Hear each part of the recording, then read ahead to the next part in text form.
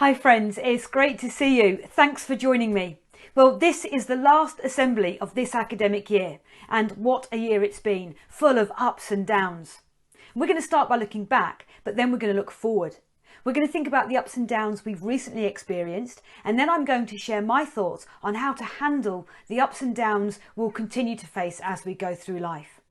So to help us look back, we're going to do a great science trick involving a bottle of water and a sachet of mayonnaise.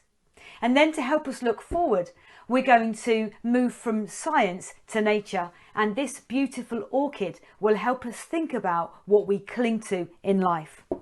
So let's have some fun with a science trick. I've filled this bottle with water and I've popped in a sachet of mayonnaise.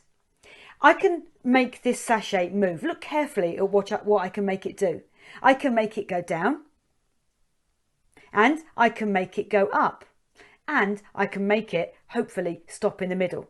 So this is going to help us think about the ups and downs of life, the things that we've recently experienced.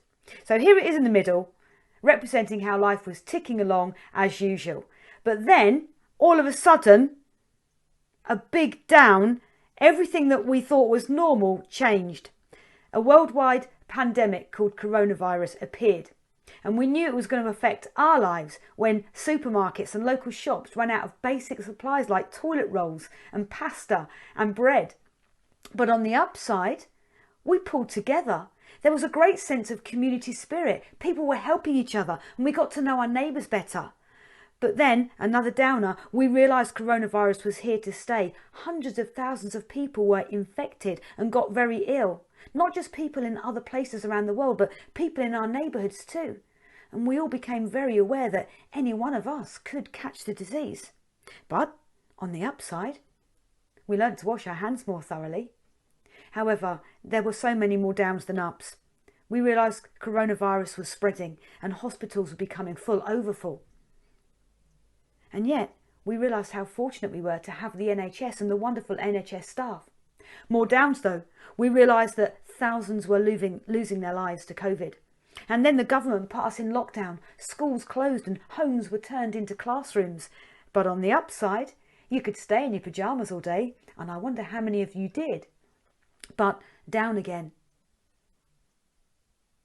We couldn't meet up with people. We couldn't hug our families or friends. We couldn't go anywhere. But this did have an up to it.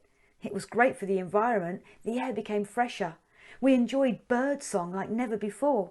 But sadly, so many things were cancelled. Sports events, school trips, school exams, weddings, end of term celebrations and leavers dues. But on the up, we had a lot more time, spare time to go on walks and enjoy bike rides and enjoy nature. But then another awful thing happened, not related to COVID. The reality of racism was brought to a head with the news of the brutal murder of George Floyd. But a positive that has come out of that is that due to media coverage, the Black Lives Matter campaign has raised awareness and encouraged many people to stand together to put an end to racism. But still more downs. Although we're coming out of lockdown, we're still a long way from going back to normal. And we don't know how much longer this is going to go on for. But let's be positive again. On the up, we've had some great weather.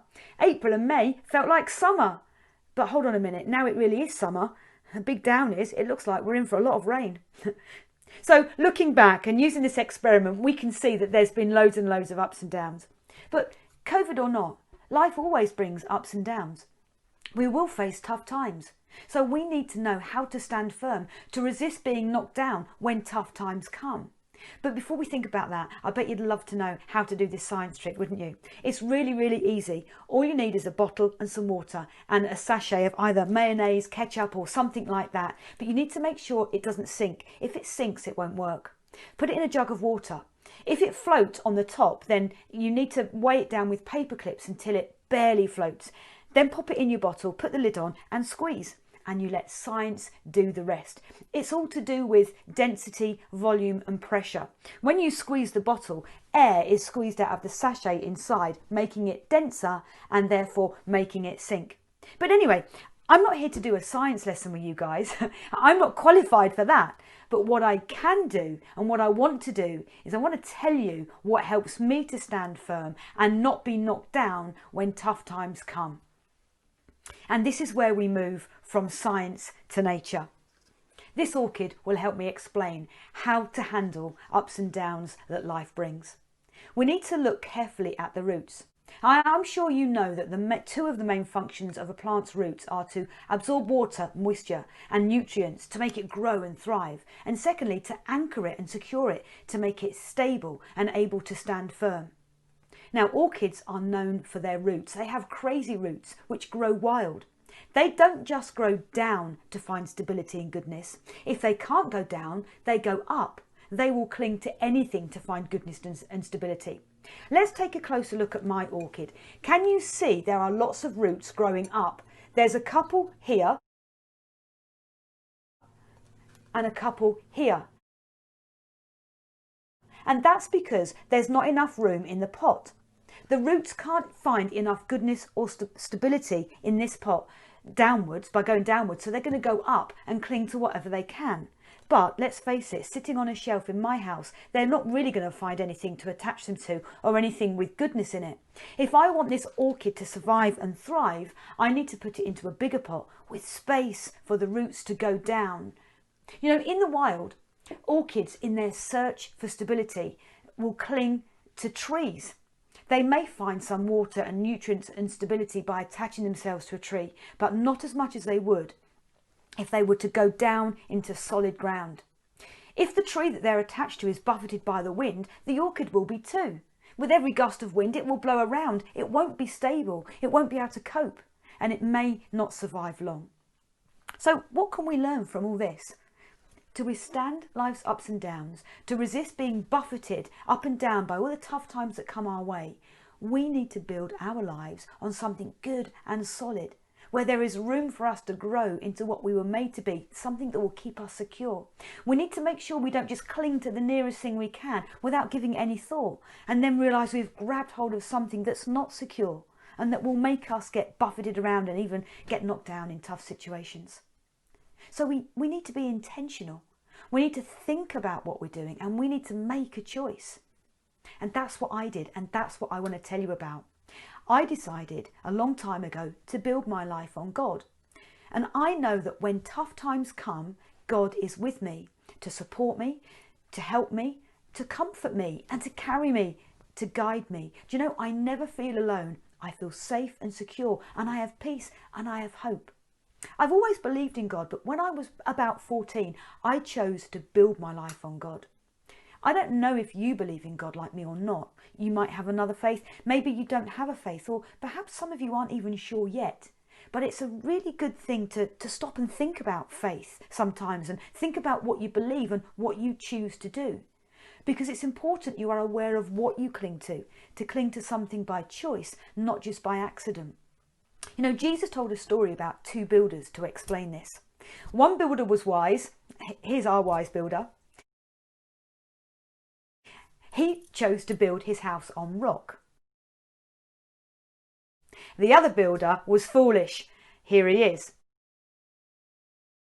And he chose to build his house on sand. So when bad weather came, which it will, the house on the rock was okay because it was solid and secure. But the house on the sand wasn't, and it fell flat. In this story, the houses represent our lives. The bad weather represents the tough situations we will face in life. The sand represents clinging to things that don't bring security. And the rock represents Jesus. Jesus was basically saying, I'm like that rock. If you trust in me, I will never let you down. If you build your life on me, I'll always be secure. And it's true. Whatever tough times I faced, Jesus has always helped me to stand firm and face them with a sense of security. Jesus told this story because he wanted people to know. He doesn't want anyone to fall flat. He wants everyone to know his security because life is full of tough times. but he promises security. He says, come to me, all who are weary and burdened, and I will give you rest. So what about you? Do you reach out and cling to anything you can get hold of? Or have you thought about it carefully and made a decision to build your life on something secure? Why don't we take a moment to think about it now? Let's pause. Why don't we close our eyes? And as you're thinking, I'm going to pray. Have a listen to what I say. And if you think, I agree with that, I'd love that to be my prayer, then why don't you just say amen, which means I agree. If you don't want to pray, that's fine. Just use this time to think. Dear God, thank you that even when life is difficult, when tough times come, when ups and downs come our way, thank you that you are secure. Thank you that if we build our lives on you, you promise to keep us safe and never leave us, to always protect us and guide us and comfort us and give us hope and give us peace. Help us to remember. Help us to stand secure on you. Amen. Well, guys, thanks very much for joining me. It's been great to have you with me. And I hope you have a fantastic summer and I hope you stay safe. Take care.